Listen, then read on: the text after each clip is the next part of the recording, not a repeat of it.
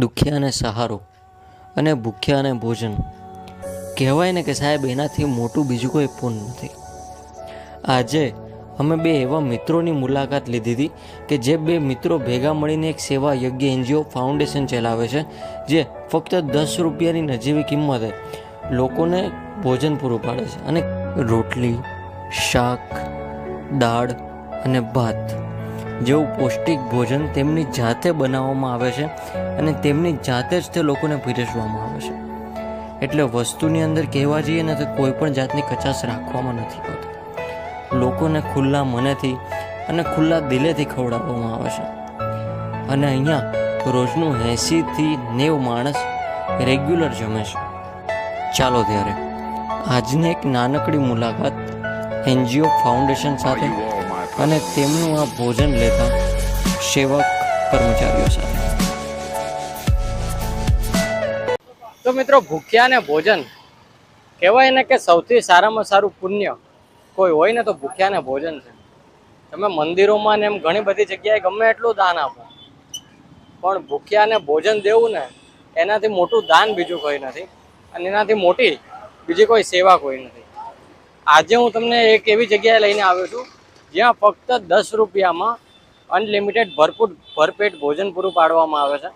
કેવા માણસોનો કે જે મજૂર વર્ગ હોય, કે જેમને પાસે કોઈ એવી સ્પેશિયલ ક્ષમતા ના હોય કમાવાની, એવા લોકોને ફક્ત 10 રૂપિયાની નજીવી કિંમતે ભરપેટ અને સારું એવું ભોજન, ગુણવત્તાયુક્ત ભોજન પૂરું પાડવામાં આવે છે. અને સાહેબ, 10 રૂપિયાની અંદર વસ્તુ મળતી હોય એટલે પછી મજૂર વર્ગ માટે એ બહુ સારામાં સારી વાત છે. અને એની અંદર હું જે અત્યારે જે વિડીયો જોઉં છું એમનાથી બસ એટલું કહેવા માંગુ છું કે તમારાથી ફૂલ નહીં તો ફૂલની પાકડી જેટલી બને એટલી હેલ્પ જરૂરથી કરજો. મારું નામ નરેશભાઈ છે. અમે છેલ્લા 1.5 વર્ષથી સેવા યજ્ઞ એનજીઓ ફાઉન્ડેશન દ્વારા ચલાવીએ છીએ જમણવાર. એમાં દાળ ભાત શાક રોટલી 10 રૂપિયામાં અનલિમિટેડ, જેટલું ખાવું હોય એટલું, કોઈ લિમિટ નહીં. અને ટાઈમ છે 11:30નો ટાઈમ, 11:30થી 2 વાગ્યા સુધી. બરાબર. અને આશરે કેટલા લોકો જમીને જતા? 90થી 100 માણસ રોજ જમે છે. અને વાર તહેવાર ઉપર અમે કંઈ નવી વસ્તુ જમાડીએ ત્યારે પૈસા કોઈ લેતા નથી. દાખલા તરીકે હમણાં અષાઢી બીજ આવે છે. અષાઢી બીજ રથયાત્રા દિવસે શરબતનો પ્રોગ્રામ હોય છે અને જમવાનું હોય છે. દાળ ભાત શાક રોટલી, એક મિષ્ટાન હોય છે, બિલકુલ ફ્રી. બરાબર. અને આજે તમે કેટલા જોડાયેલા કેટલા છો? અત્યારે અમે બંને જ જોડાયેલા છીએ. હું ને મારું નામ નરેશભાઈ અને રમેશભાઈ દાવડા, અમે બંને જ જોડાયેલા છીએ. અમે 1.5 વર્ષમાં ચલાવીએ છીએ, પણ અમારી પાસે બિલકુલ હતું નહીં. પણ એમાંથી અમે 10 રૂપિયામાંથી ચલાવવાનું ચાલુ કર્યું છે. અત્યારે કોઈ પણ દાતા આવે, કોઈ તેલ આપી જાય, કોઈ લોટ આપે, કોઈ ચોખા આપે. બાકી 10 રૂપિયા લઈ એમાં અમે બહેરાઓનો જે રોટલી બનાવે એને બહેનોને આપીએ છીએ. પછી જે કંઈ બાટલા લાવવા પડે, પેટ્રોલ ભાડું છે, એ બધું આપીએ છીએ.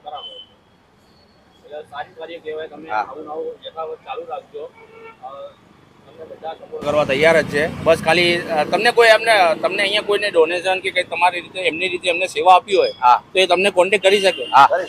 બરાબર છે. તો આપણે એડ્રેસ શું હોય છે આપણે તમે જ્યાં ઉભા રહો છો? કૃષ્ણનગર 4 રસ્તા, કૃષ્ણનગર 4 રસ્તા, રાધાકૃષ્ણની મંદિરની બાજુમાં. સાંજે નહીં હોતા? ના, બપોરના. બપોર ના જવું છે. બરાબર. અમે રસપુરી જમાડ્યા હતા.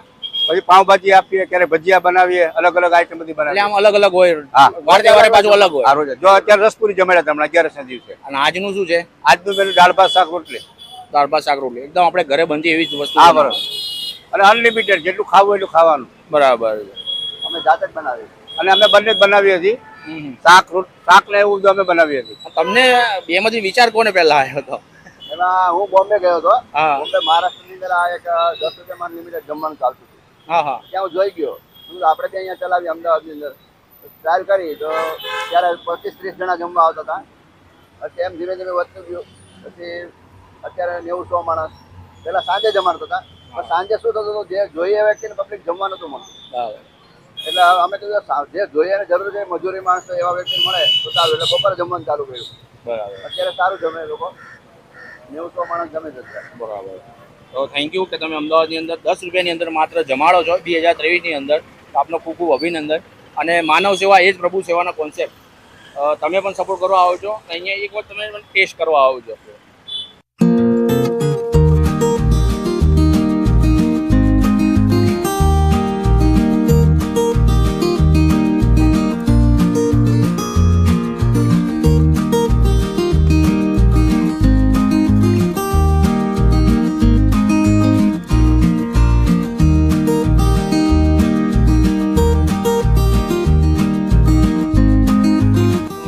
શકો છો કે આવી રીતે છે. જો લોકો અહીંયા બધા જમે છે શાંતિથી 10 રૂપિયાની અંદર કહેવાય છે. જો અહીંયા આવી રીતના અહીંયા દેખાડો છો આવી રીતે હાથ પણ ધોવડાવી દેવામાં આવે છે. કાકા હાથ ધોવડાવે છે, બધું ધોઈને પાછું મૂકી દેવાનું. આ રીતની બધી સિસ્ટમ હોય છે. જો હવે તમારાથી ફૂલ નહીં તો ફૂલની પાકડી જે હેલ્પ થતી હોય એ તમે કરી શકો છો.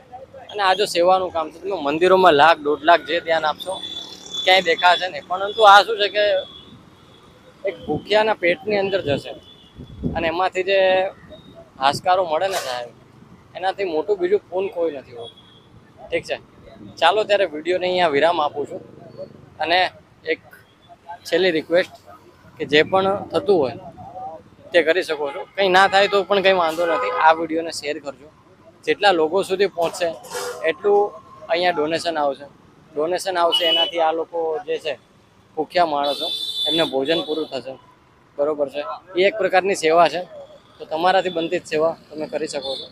ઠીક છે, ચાલો ત્યારે જય માતા.